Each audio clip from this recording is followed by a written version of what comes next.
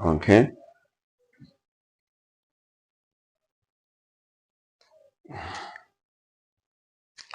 Um, you're most welcome to today's lecture. Please, if you have joined, please write your name so that I can identify you and we'll begin. Okay, Suraj Abdullah has joined. You're most welcome.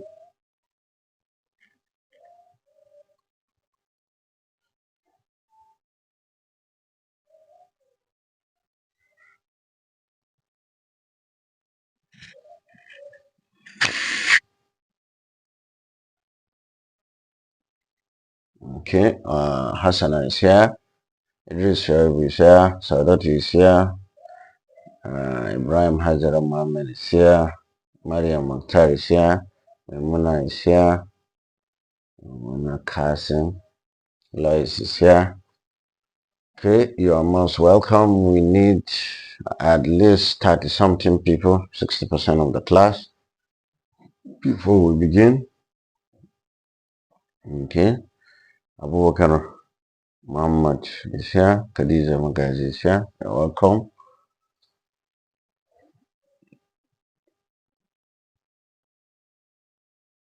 Okay, we have 15 people so far. We need more numbers. Today, by God's grace, will be our last lecture for this course. Hope you people have been enjoying the lecture so far. Umar Gombe is here. We only have 13 people. We need large number. So today, by God's grace, I'm going to give you guys some area of concentration. I hope everybody will join. We're going to give you areas of concentration. And as I earlier said, the recorded videos for these lectures will be on my YouTube channel, so you can join and watch it again. You can rewatch it again so that anything you miss, you have the opportunity to see it, and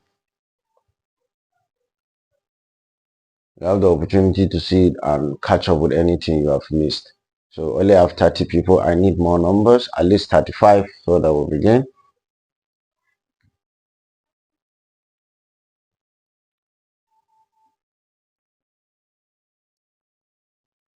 I need at least 35 people so that we'll begin. Only have 27 now. Rebecca Isa is here. Mohammed Adamu is here. Seth Samaila is here. Zanna Bukar Gaji is here. So we need more numbers to begin. Please encourage your colleagues to join so that we begin. The earlier, the better.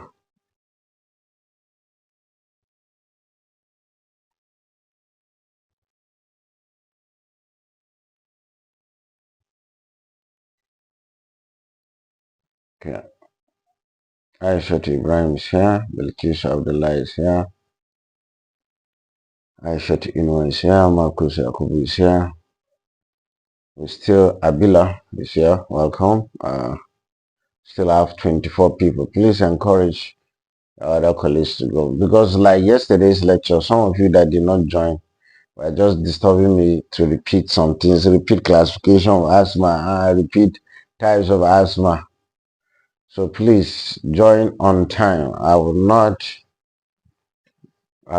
want to be going back and forth with the discussion. I still need 5 people or more to join. I seen 30, yeah.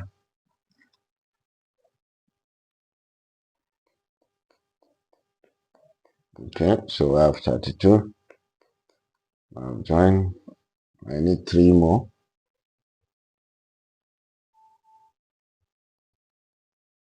I need 3 more. Okay.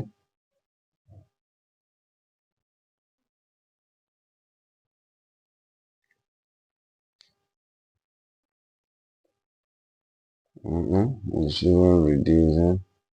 I think maybe these are the numbers that are available. So I'm going to take my I'm going to take my attendance now because we cannot keep waiting. Okay, so let me check my attendance. Cannot keep waiting because this is okay. So we have 36. It's okay. So we'll continue our discussions on the non-communicable disease. Our final topic for this course is cancers, right?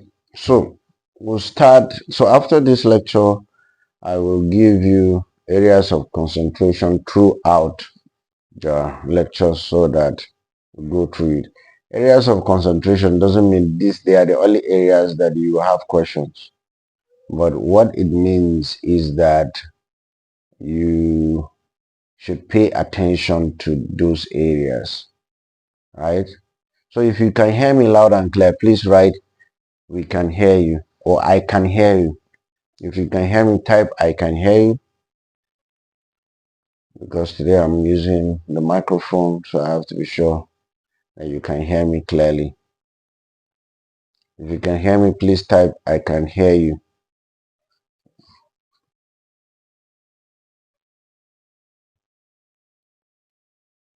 Okay, so good. So you can hear me. So today we are going to look at cancers. What are cancers? Cancers, these are abnormal, uncontrolled growth of cells. Abnormal, uncontrolled growth of cells. The abnormal, uncontrolled growth of cells, which can sometimes lead to invasion of other structures and also metastasis. So normally, the growth of different cells are controlled in the body so that to ensure that no cell grows too much, no cell grows abnormally. So once a cell is trying to grow abnormally, the body enforces that that cell die. So the natural death of cells is what is called apoptosis. Let me just type it for you here. Apoptosis, apoptosis. So apoptosis is the natural death of cells. And what it enforces is that so that no cell grows excessively abnormally. Because once cells are growing excessively and abnormally, they can cause cancer. So that's cancer. When any cell grows excessively and abnormally, leading to either invasion of structures close to it or metastasis to other structures. So one thing with cancers is that you cannot transmit it. The fact that maybe your friend had, let's say, breast cancer, or somebody, your friend has uterine cancer, or someone has brain cancer, doesn't mean that you automatically get it. And that's what classify, or that's why cancers are classified as non-communicable disease. Okay, so more than almost 10 million cancers are detected every year, right? And 6.7 million people die from cancers. And cancer is responsible for almost 13% of death worldwide. So you can see it's a serious thing. Okay, so there are different forms of cancers, but the common cancers is the lung cancer, the breast cancer, the colorectal cancer from the rectum, the stomach cancer, and the liver cancers.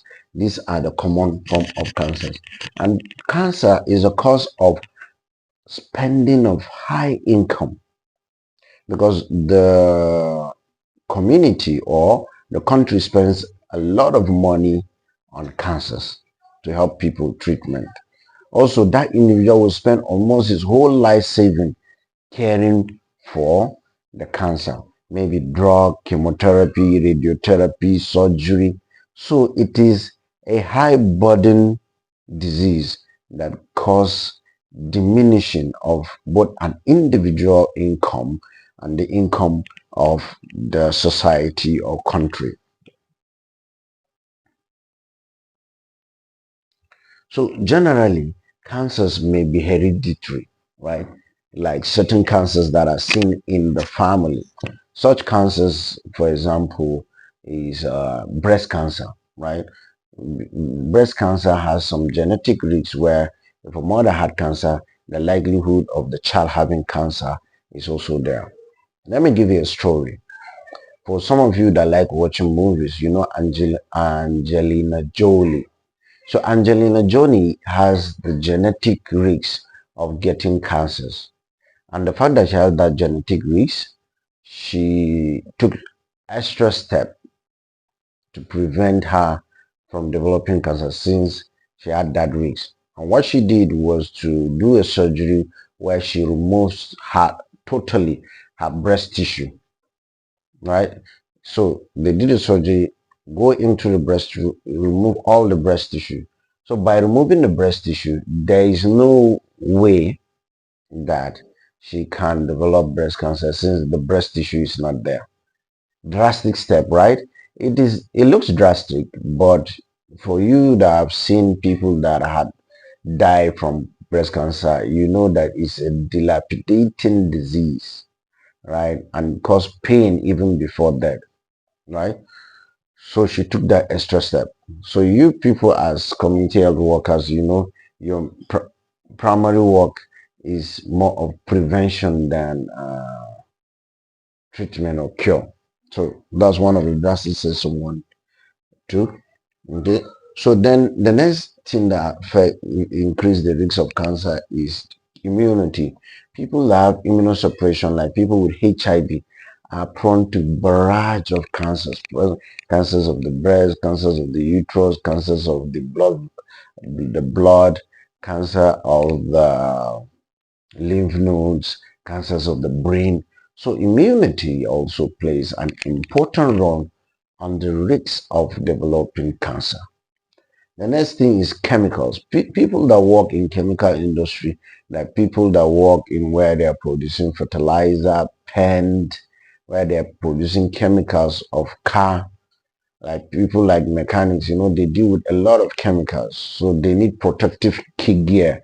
People that work with different kinds of chemicals, they are prone to different cancers, especially blood cancers.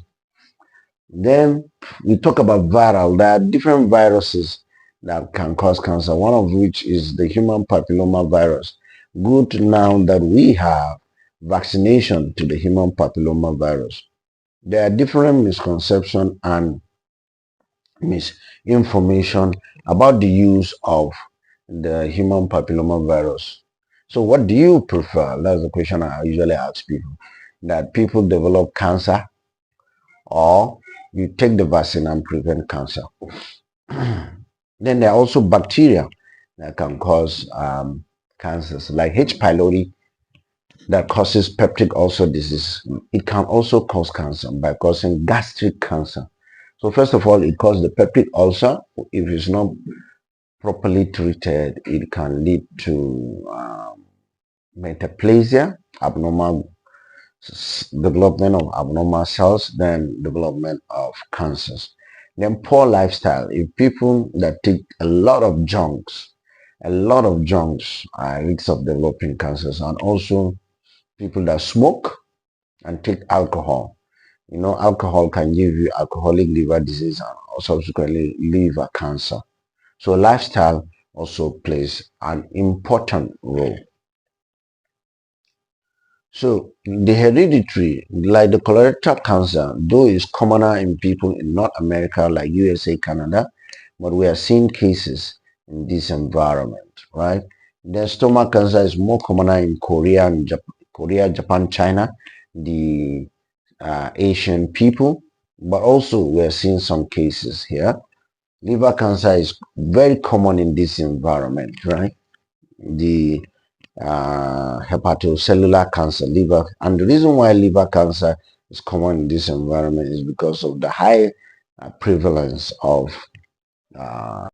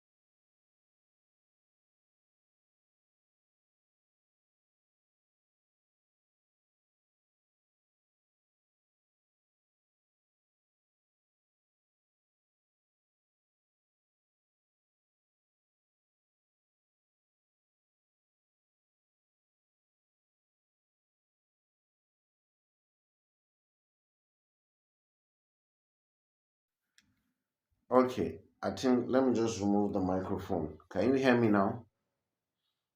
If you can hear me now, please write. I think the microphone actually died. So where did you stop? Abila Saada, to where did you stop? So that I can go back. Where did you stop? Where did you stop? So that I can go back.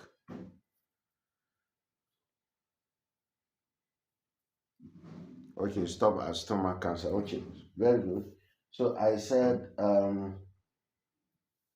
the stomach cancer is common in China, Korea, and Japan, the Asian countries. Though we are seeing cases of, though we are seeing cases of, though we are seeing cases of stomach cancer in this environment, but then liver cancer is commoner in West Africa, like Nigeria.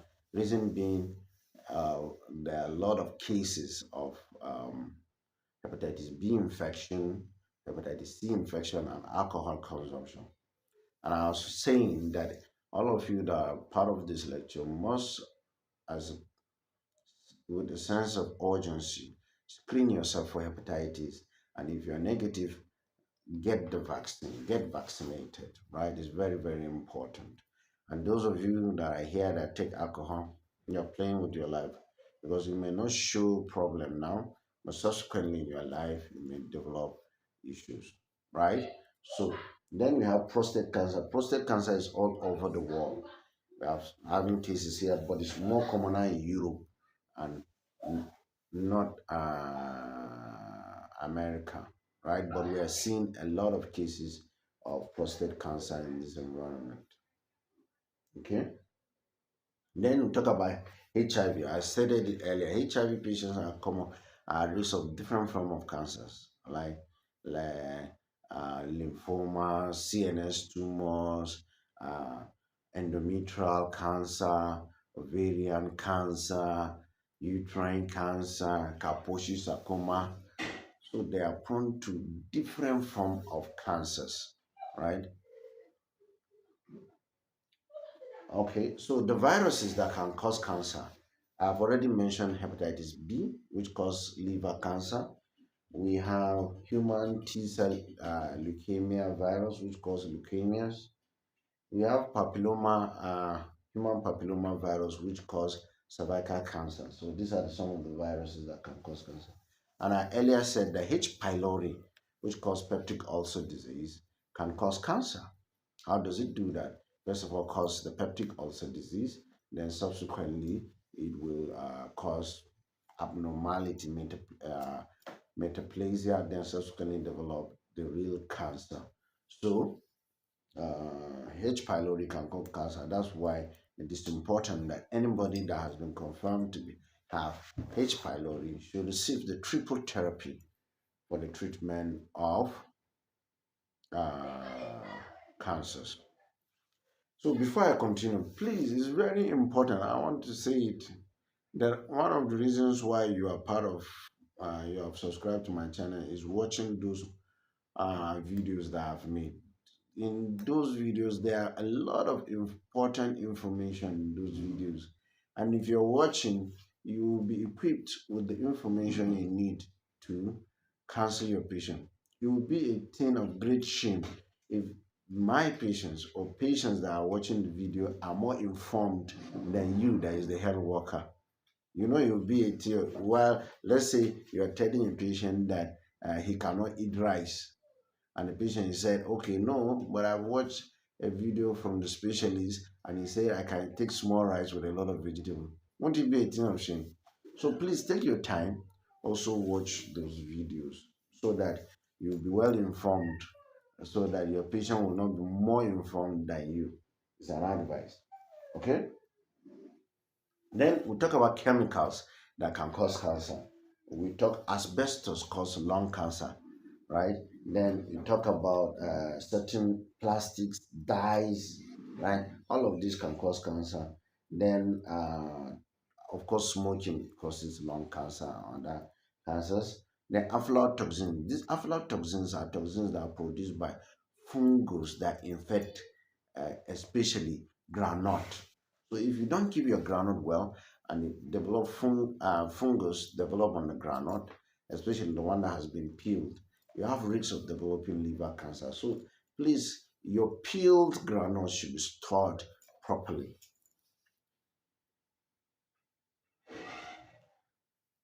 Okay, and another important thing about smoking is that most of the smokers, almost 40% of smokers, die at middle age. That means in their 40s and 50s because of lung cancer and other problems. And nine out of 10 of the cancers that smokers have is lung cancer. So lung cancer is very common with people that smoke. Then obesity. So if you have BMI greater or equal to 30 kilogram per meter square, you are at risk of cancer. Like what? And you are also at risk of diabetes, hypertension. You are also at risk of diabetes, hypertension, cardiovascular disease, and other problems. So it is important that people that are obese should take measures. So how do you prevent cancers? What there are some of things that are genetic, so prevention becomes a bit difficult unless if you have access to genetic therapy. But the things that you can do include do not smoke. That one is easier. If you're obese, try and lose weight. That one you can do it. Eat a lot of fruits and vegetables to boost your immunity so that your body can enforce any abnormally growing cell to die. Because it's your immunity that will say, no, this cancer is this cell is growing abnormally. Let's force it to undergo what? Apoptosis, to die naturally, right? Then avoid exposure to radiation and chemicals. If you have that exposure, please use protective wear. Right? Okay. Then one of the ways to prevent cancer is early detection, to detect that cancer early, right? And how can you detect cancer early? By screening. So, like hepatitis, you can detect liver cancer by screening for hepatitis. And also, that's why women undergo pap smear, right, to screen for cervical cancer, isn't it? So, screening is also a very important way of preventing cancer, right? And like, so let's say breast cancers, the best way we advise women to do self breast examination, and the best way to do self breast examination is touching all the quadrants. Apart from self breast examination, women can also do mammography or ultrasound scan of the breast. That's a good way of screening for cancer. Then next is cervical cancer. We said it that you can do pap smear, right? And you can, for prostate cancer, you can do ultrasound scan of the prostate and do prostate specific antigen PSA. If it's high, it's suggesting high risk of cancer. Lung cancer, you can do chest X-ray to see if there's any area that suggests cancer. People that are at risk of colonic cancer, let's say your parents had cancer of the colon, you can do lower GI endoscopy where they put a tube via the rectum to look at the colon to make sure there is no any abnormal structure or growth, right? So that's another way of screening for cancers.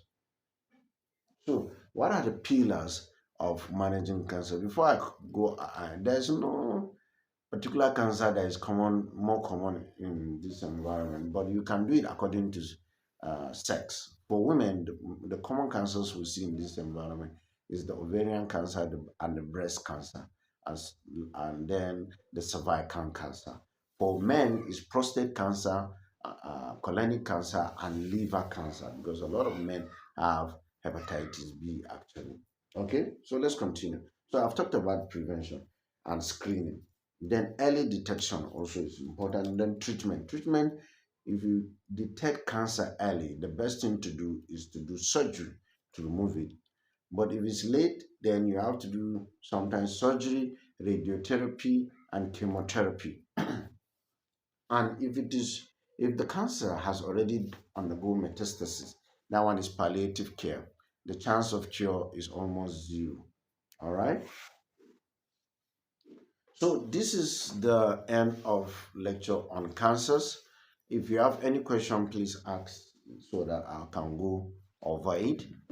After this, then we'll go to areas of concentration that will likely come out in your test or exam.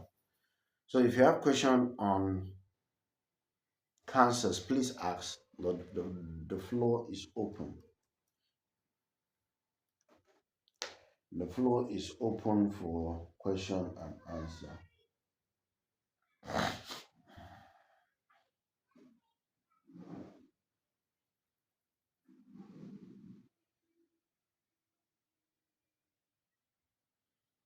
Anyone? If you do not have question, you write understood, then I can go forward to the areas of concentration. But if you do have question, please write. Areas of concentration will follow next in this course, not just for cancers, areas of concentration. So I said the pillars of cancer treatment, they're simple now. They're in your note, you see them. Prevention, which I've talked about, right? How do you then screening? Screening helps you to do early detection, isn't it? So prevention, then, then prevention is people that smoke should stop smoking, people that take alcohol should stop, people that are obese should ensure to reduce some weight, isn't it? Then screening is for early detection, isn't it? Then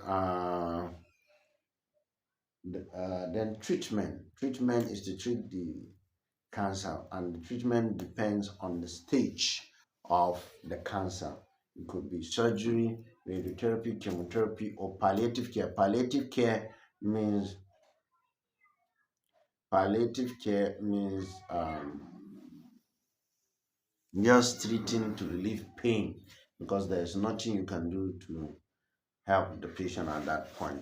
The stages of cancer generally, stages of cancers are either early stage, advanced stage, or metastasis. So generally, early, advanced, metastasis, right? So usually, the chance for cure is when cancers are detected early. Palliative care, as I said, somebody is asking for palliative care. Palliative care is the care you give someone who has metastatic cancer and you cannot by any means achieve cure. So you give him treatment that will make him comfortable. If he has pain, you give him something for pain. If he has anemia, you treat anemia. So just treatment to make the patient comfortable, but you cannot solve that problem. As I said, H. pylori causes ulcer, but it has the chance of making the cells of the stomach undergo metaplasia, changing the nature of the cells of the stomach. And if that happens, subsequently you have abnormal growth of the cells of the stomach and you have a stomach cancer.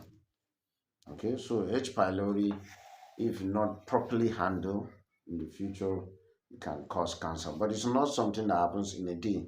It may take 10 to 15 years without treatment. So that's why we don't have much cases of that. What are the management of cancer? I feel like it's like you are not paying attention to what I'm saying. I said you manage cancer depending on the stage.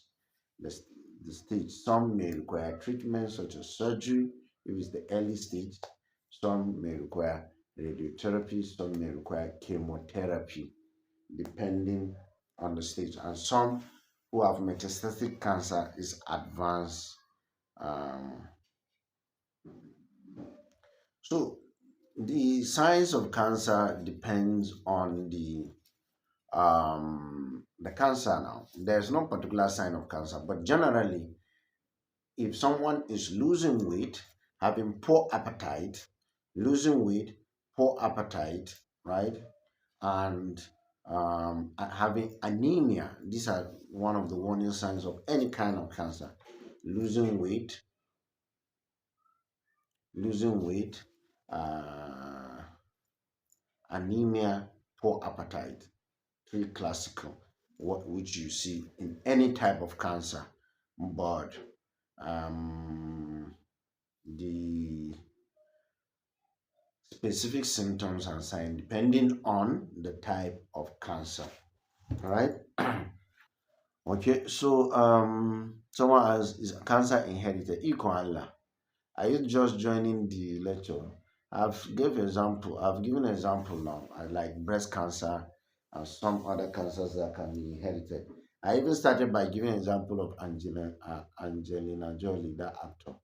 I had to do mastectomy, remove her breast tissue to ensure that she doesn't develop cancer.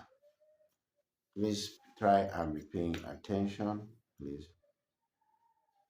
I said, if immunity, if you have HIV suppresses the immunity. The role of the immunity is to make sure that your body does not have any abnormal growth. So anything that is developing abnormally, if you have good immunity, the body will enforce that that abnormal growth dies, undergoes apoptosis. So, but if your immunity is down, that means though that abnormal growth will have a field day to grow and grow and grow and grow and grow. So that's why immunity is important.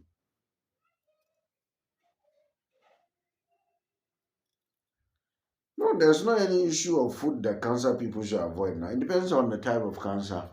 Like people that have liver cancer are advised to, they can eat protein, but reduce the quantity of protein. Let's say they used to eat 10 meat in their diet, they can eat like one or two, right? So like people that have liver cancer can reduce the amount of meat they eat. So for for food to avoid in cancer depends on the type of cancer. And most cancer, they don't really change their diet. They even have to eat very healthy diet, an adequate balanced diet. But for liver cancer is the one that you have to reduce, not stop the amount of protein you eat. Okay. So as I said, this is what you are supposed to know. Please. This is what you're supposed to know. Don't go beyond what you are supposed to know. Huh? Don't go beyond what you are supposed to know. The someone has can any sign and symptom apart from common cancer that you may have mentioned. I don't understand the question. But you know, as I said, symptom there are thousands of cancers. So we cannot go over it. The lecture of cancer is for people, doctors that want to specialize in cancer. That's when we do a detailed lecture on cancer. But all you need to know is you see anybody that is losing weight excessively, is having poor appetite and anemia, all right, it is important you send him to the hospital to screen for cancer, especially if he doesn't have HIV, he doesn't have diabetes, right? So, but it is not part of your curriculum for us to take each and every cancer, right? It is the responsibility of doctors to do that. So I have to demarcate who I'm teaching, right? So that we'll not mix the thing up. All you need to know is the common cancers we have, the more common causes of cancer, how to prevent it, isn't it? So if there are no questions, please write proceed so that we'll go to. If there are no more questions, please write proceed so that we'll go to your area of concentration so that we'll finish the course. Any if please I need like five proceed. Okay, I have one. I need like five proceed. I have three. Okay, I have enough. Okay. So area of concentration. We'll start from the beginning.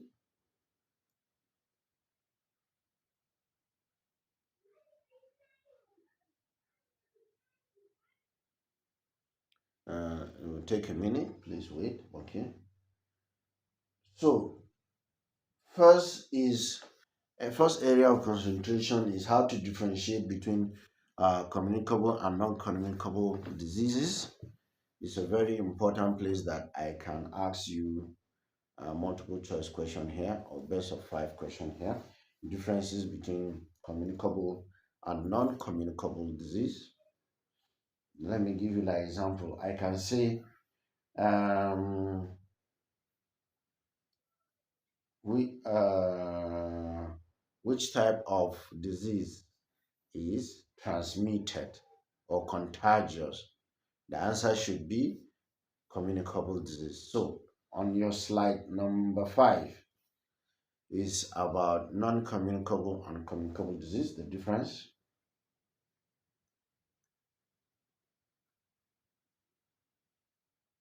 Then on your slide 11 is your classification of non-communicable disease, the major types of non-communicable disease, which I just finished today. Then your slide 13, the difference between congenital and acquired non-communicable disease. Like for example, I can say which one is inherited and which one is not inherited. We know that congenital is the one that is inherited, isn't it? Okay. Then you come to hypertension.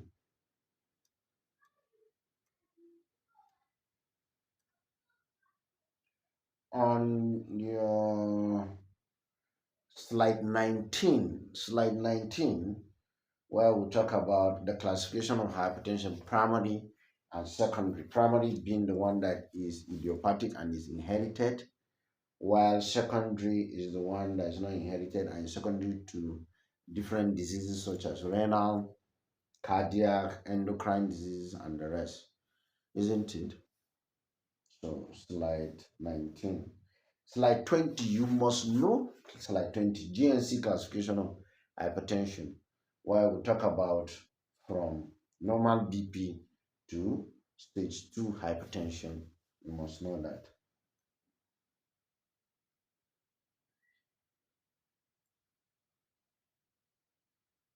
Then your slide 26, where we talk about the different preventive measures that you can take to prevent hypertension, so that's reduce salt intake, reduce taking of refined sugars, right? Avoiding stress. All these ones are very important. Then diabetes. If you're with me, say, we are with you, sir. We are with you, sir. Type, so that I will know that you're paying attention. If you're with me, type, we are with you, sir. Let me see, please. About 5 people, then I continue.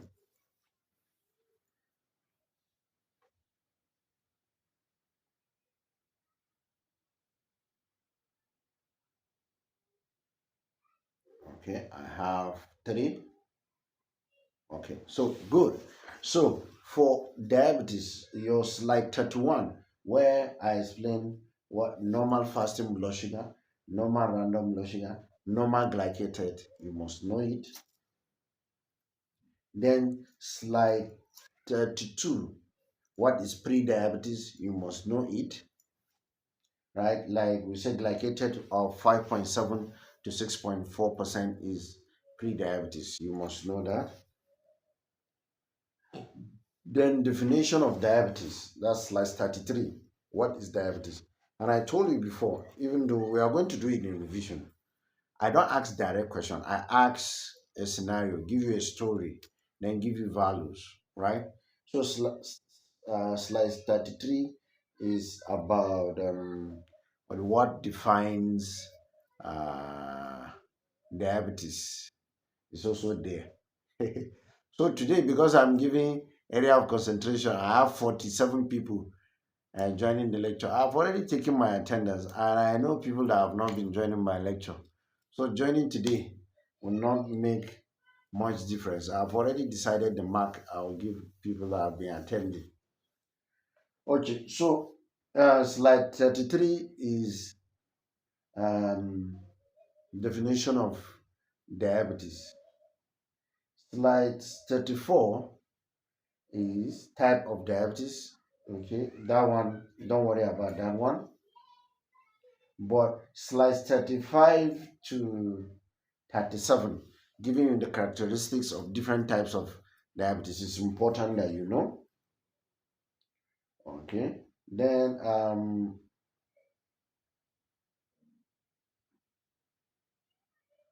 jump to uh, slide 46, criteria of DKA, criteria of HHS. You must know it. Criteria of DKA, criteria of HHS, right? Slides 46 and slides 48. Okay. Then slide 53, glycemic index. You must know it also. We said the high glycemic index is the value of 40 and is the value of 70 and above. You must know that also. Then slides 58, benefits of exercise, is very important. Then slide 60, talking about the prevention of diabetes, is important. Then we go to obesity.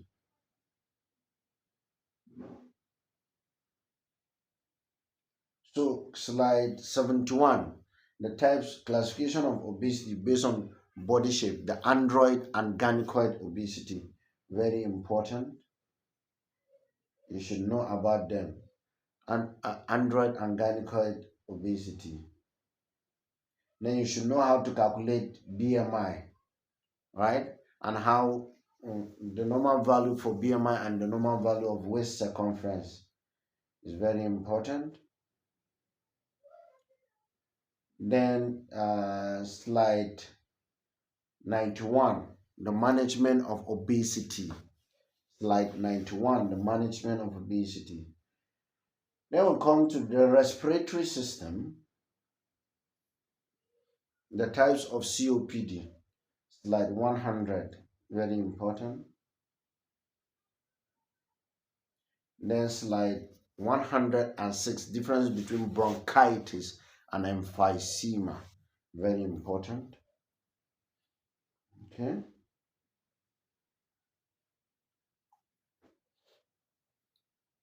Then we'll talk about the types of asthma. Your slides 112 to 114, types of asthma, very important. And also classification of asthma 117, how to classify asthma, very, very important. Then slide 119, the treatment of asthma, very important. Then slide 122, acute severe asthma. What is the characteristics of acute severe asthma? Slide 122. So for cancers that we did today, you need to know viruses that cause cancer, bacteria that cause cancer, chemicals that can cause cancer. Then lastly, 135, prevention of cancer. So these are the areas of uh, concentration that you should read. But my disclaimer is that if I still reserve the right to ask questions outside them, but they are the areas of concentration. So if you have any question from the beginning to the end of this uh, course, please ask. I am very sure that it's next year that there will be timetable for revision, so create time for that. I will see the things we'll do. During revision, I will not repeat the lecture. I will just come and ask you questions and we discuss the questions. So, but any question concerning the whole lectures that we have had for this period, please ask. But if you have no question, please write that we enjoyed the course. So please type, let me see. Right, we enjoyed the course, or write your question. Right, you enjoyed the course, or type your question. As I said, some of the things I've given in lecture, especially the diabetes, is in my YouTube channel. If you want, you can watch it. It equips you to be a very good health professional. So if you have questions, please write, or we enjoy the course. Avila said we enjoy the course, sir. Thank you. All right, so I had to say understood, sir. Thank you so much. You're welcome. You have been very active. Very, very active.